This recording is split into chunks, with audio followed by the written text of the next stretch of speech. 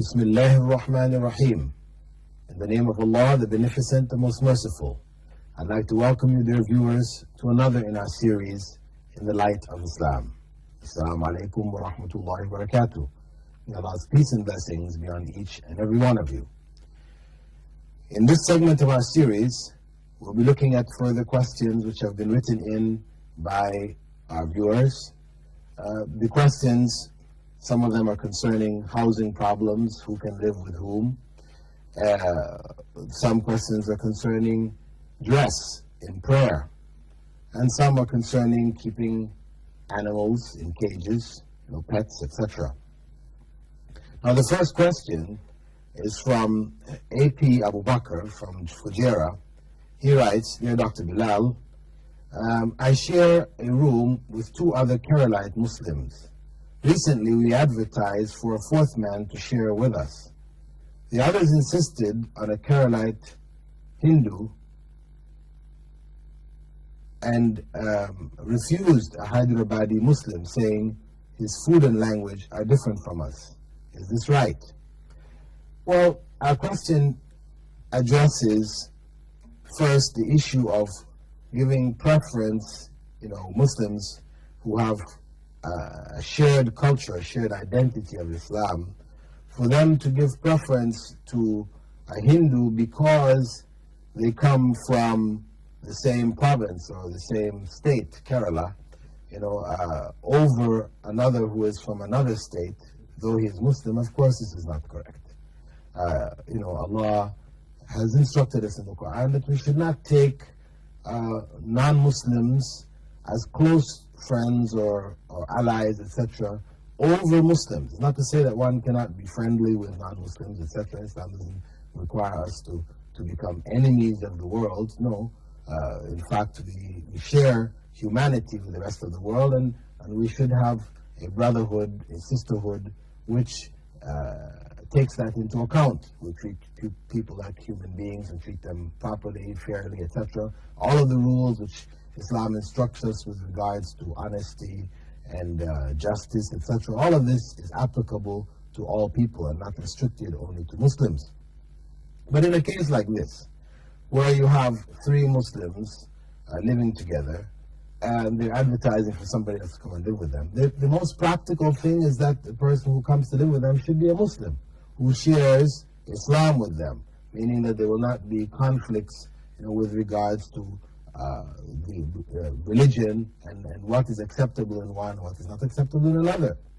So for those individuals to prefer someone of another religion, whether it's Hindu, Christian, or whatever, it could be any Buddhist or any other group, simply because they're from Kerala, this is an expression of nationalism.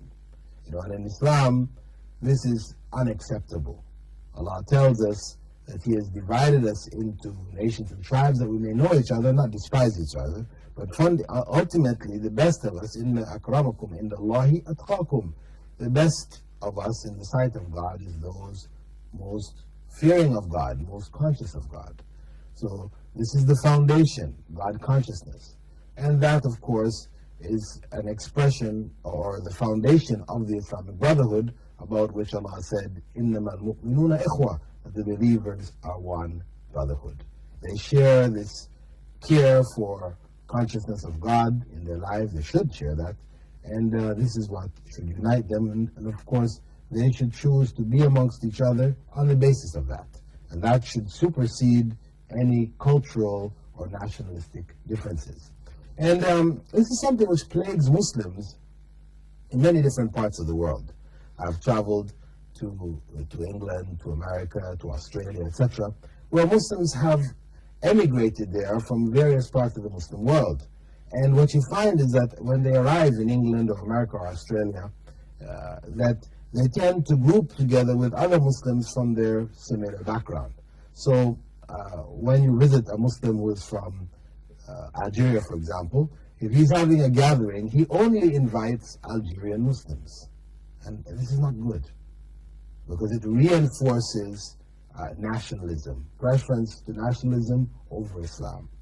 What my advice was, in order to break these kind of nationalistic attitudes down and revive the Islamic Brotherhood, I suggested to brothers recently when I was in England that they should, if they're inviting people to a gathering, they should insist and make sure that there are people from the other different nationalities invited. They should not only invite people of their nationality. Have a Sudanese, an Egyptian, an Emirati, a Brit, people from a variety of different backgrounds, have them all come and take part in the gathering. That's not to say that one then ignores people from one's own background. You invite them also, but there should be people from the other groups to help to break down this feeling and also to encourage those of our own national background to develop a higher consciousness in terms of recognizing Islam as being that it should be given precedence over the other petty differences which separate us, not by our own choice, but just by the destiny that we were born in one area and not in another.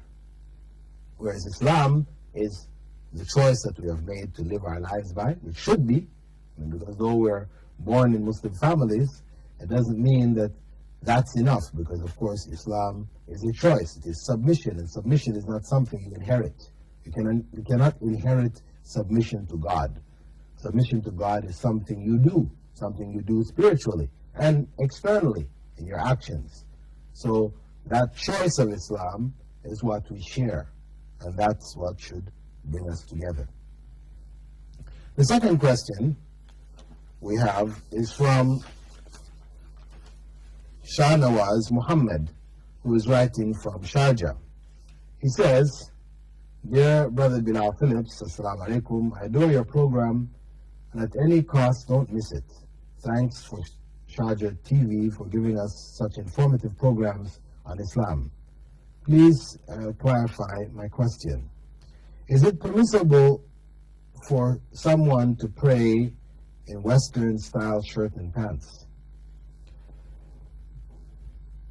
The wearing of Western clothes, Islam, of course, is not opposed to Western clothes simply because it's Western. As it does not have a specific set or code of dress in terms of a national identity. There are principles of dress which must be followed by both males and females. Now, our brother's question, Brother Shahnawaz, he questions, can we pray in Western-style shirt and pants? Why? Why question this? Is it because one is worried that this is imitating the dress or the mode of dress of the non-Muslims? Because Prophet Muhammad, may God's peace and blessing be upon him, had said, "Man tashabbaha biqawmin fahuwa minhum." Whoever imitates the way of a people are of them. If this is the question, if this is the reason why the person is asking that, this is not applicable here. Because when the Prophet, may God's peace and blessing be upon him, addressed the issue of imitating the dress or the way of other societies, it's in reference to things that are connected to the religion, the religious practices, religious modes of dress, religious symbols, these type of things. This is what is not acceptable for a Muslim to wear or to imitate in terms of his behavior. But in terms of clothing, of course, Muslims, people have accepted Islam in a variety of different cultures. And whatever culture they accept Islam in, they wear the clothing of that culture.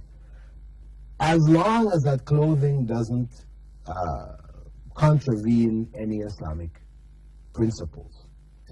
For example, in India, where people may wear a kind of lower garment, I've seen images of Hindus who wear this lower garment which exposes the thighs, to something looking like a diaper that they're wearing, wrapping around themselves. But it's exposing the thighs. Or a lower garment which flips open as they're walking and you can see, their legs, the whole of their thighs, etc. For a Muslim, when he's, and of course female, but since this is dressing shirt and pants, referring mainly to a male, a Muslim male, when he is dressed, he is primarily required to cover what is between his navel and knee. What is between the navel and knee should be covered. And covered means not something which is so tight as to expose the shape of what is underneath, but it should be loose so that it hides that area between the navel and the knee. This is the basic requirement of dress for a Muslim male. And whatever the cultural design for clothing may be, one may wear it as long as that principle is maintained. Now, when we put on Western pants, we have to consider here what happens. Western styled pants are designed primarily to expose the private area. The behind, what is in front, this is exposed by